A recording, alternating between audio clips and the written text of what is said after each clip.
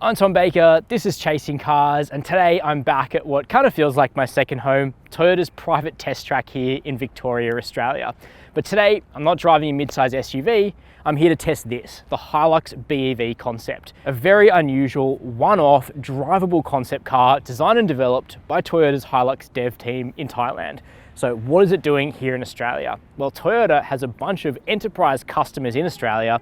Think the big mining companies that are demanding a fully electric, zero-emission Hilux for their work sites, for their mining sites. Executives from the big miners have been invited here to drive this, the Hilux BEV concept, to get an idea of where Toyota is going with engineering this kind of product. But it's also an opportunity for Toyota to show its customers that it's doing something on the electric Hilux front, because third-party companies are already converting existing diesel Hiluxes for big money, and their order books are full. So this shows us the way Toyota is going to get in on that action.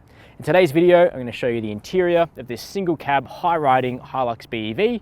We'll check out what we do know about the battery and charging, and then we'll go for a drive to see what an electric Hilux is really like. But before we get started, hit subscribe below.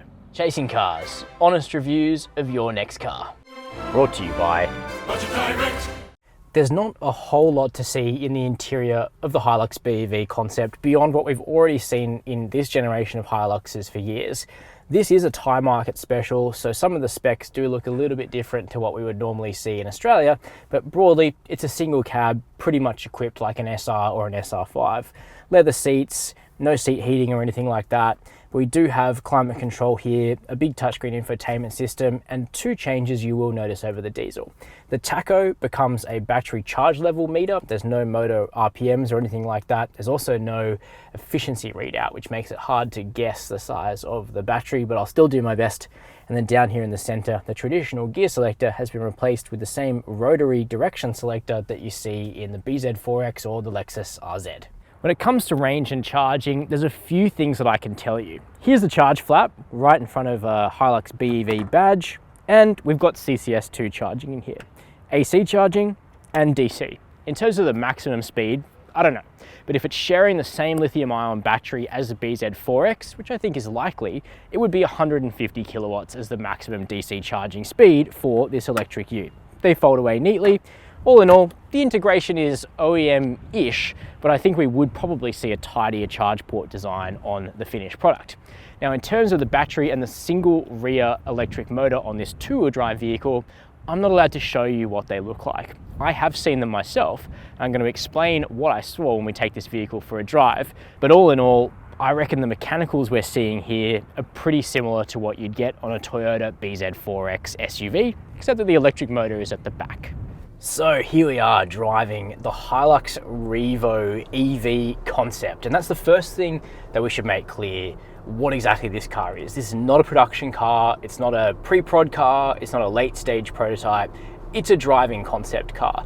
Now, of course, with concept cars, that phrase immediately brings to mind crazy looking show cars that you see at motor shows with all sorts of aero and cool design features. You don't think of a Hilux that looks pretty much like a regular Hilux, but that is what this car is. It's a skunkworks car that's basically been put together as a one-off concept by the Hilux development team in Thailand. Now, that is the same development team that's responsible for the majority of the Hilux product that we see here in Australia. So it's not that unusual a vehicle, but just because it doesn't look like a classic motor show concept car, it doesn't mean that this is a really advanced vehicle. And I think that's an important thing to note. Toyota is not on the cusp of launching an EV Hilux like tomorrow. This vehicle probably shows us where Toyota's thinking is heading for a general release, I would say at least like 2 years into the future. We know that Toyota is working on an electric pickup product for the Southeast Asian market that it plans to release in 2024, but my money would be that it's probably not going to be this one. I think in order to be branded a Hilux, there's a certain level of durability, a certain level of quality, and other benchmarks that have to be hit, and this vehicle is an important step on the way to getting all of that right, but it's not finished yet. There's definitely a whole bunch of roughness around the edges to the Hilux Revo EV that will need to be tidied up. And I'll come to what those things are in just a minute. But first of all, let me tell you what we do know about what's happening under the bonnet per se and under the tray on this vehicle, even though that knowledge is pretty limited. So this concept is two-wheel drive, meaning rear-wheel drive. It's got a single motor mounted at the rear axle. I can't show you, I haven't been allowed to take photos or video of that rear motor today, but what I can tell you is that it is considerably more neat in its packaging than what we saw on the LDV ET60, which launched in Australia late last year. So I'll put up a photo here of the ET60's rear axle layout, and you'll see that there's a really big motor just hanging off right down low, where it's going to be the first thing to impact something or pick up a bunch of stones off the road. That's not how it's packaged in the Hilux. It's significantly neater, but as I said, I can't show you. How big is that motor? How powerful is that motor? Toyota won't say, but if I was a betting man, I'd put my money on the mechanicals on show here in the Hilux being fundamentally shared with what we see in the Toyota BZ4X. Now the two-wheel drive version, or the single motor version of the BZ4X, makes 150 kilowatts of power and 265 Newton meters of torque. And from the seat of my pants on this drive at a closed test track in Victoria of the Hilux, I can say that those outputs probably feel about right. Maybe there's a little bit more torque, but it's certainly not groundbreaking in terms of its performance.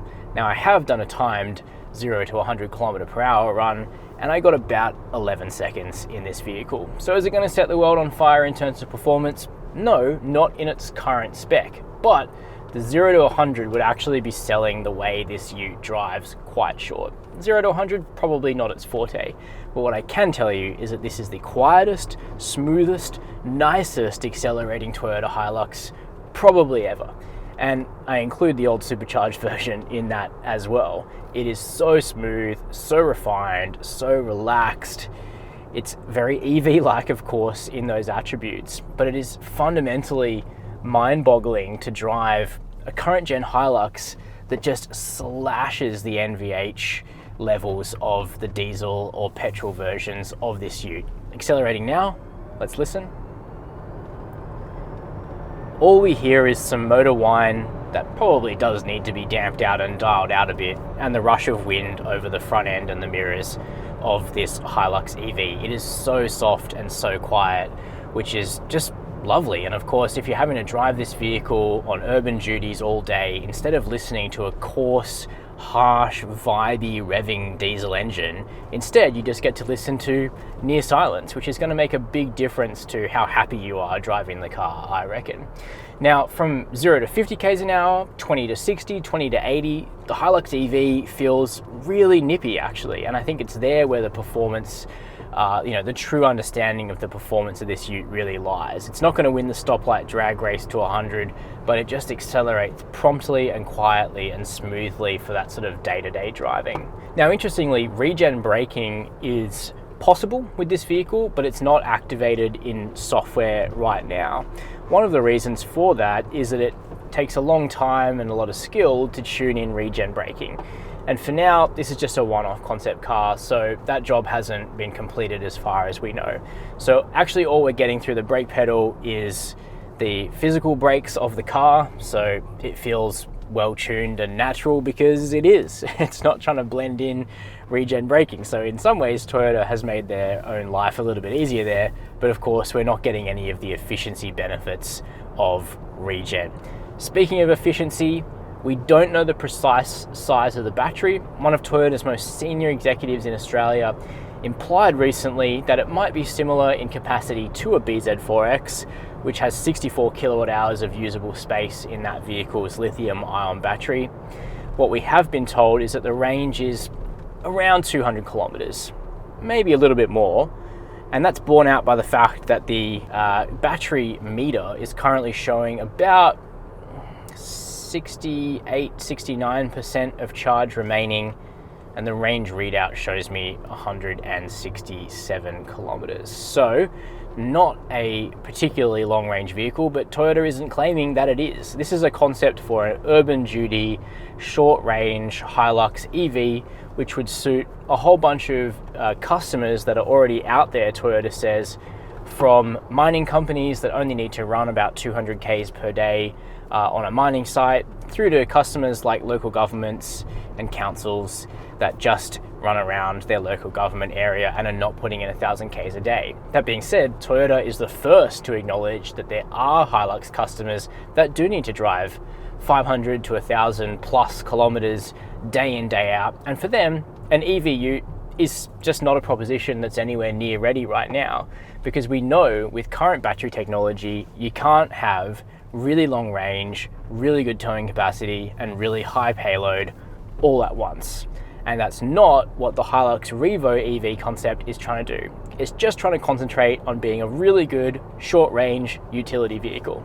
Now, of course, I haven't been allowed to load the tray up with stuff today. I haven't been allowed to run around on real roads and see if it can actually do that stuff really well. I've been confined to this test track, driving at sort of 60, 80 kilometers per hour on a simulation of an Australian A and B road. And what I can tell you is that this is probably the nicest Hilux that I've ever driven from a refinement perspective, from a handling perspective, thanks to the weight of that battery nestled down low between the axles.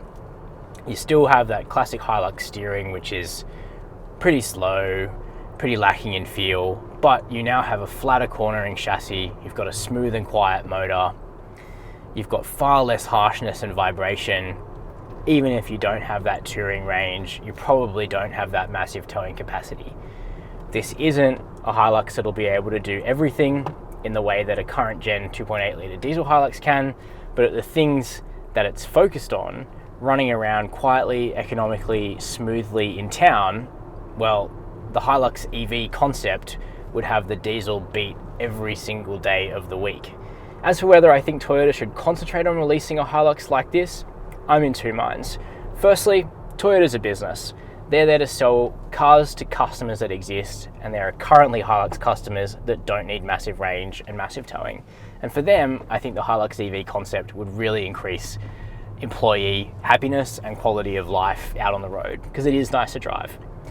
The other half of my brain says that if I was Toyota, I'd be really worried about diluting the Hilux nameplate with a car that can't achieve benchmark skills and requirements that we already see in today's Hilux.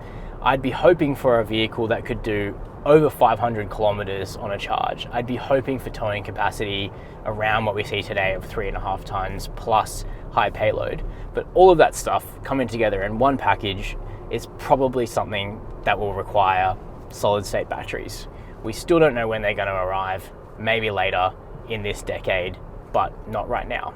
So I don't know, if you were Toyota, would you release this EV onto the market? Let me know down below in the comments. Now, don't read too much into the fact that this one-off Hilux BEV concept was built as a single cab with an extended tray. It's just because this is the form factor which is popular in Thailand. Obviously out here in Australia, we tend to prefer our Hiluxes with a double cab and various other alterations. But from what I've seen under the skin and can't show you, I don't think there's any mechanical reason why the Hilux BEV concept couldn't have been a double cab. Obviously we know it is restricted to rear-wheel drive 4x2 for now. So what are my thoughts on the Hilux Revo BEV concept? Well, as I've said, I do see the potential in this product for customers that only need a short daily range out of their ute and they can charge it back at base.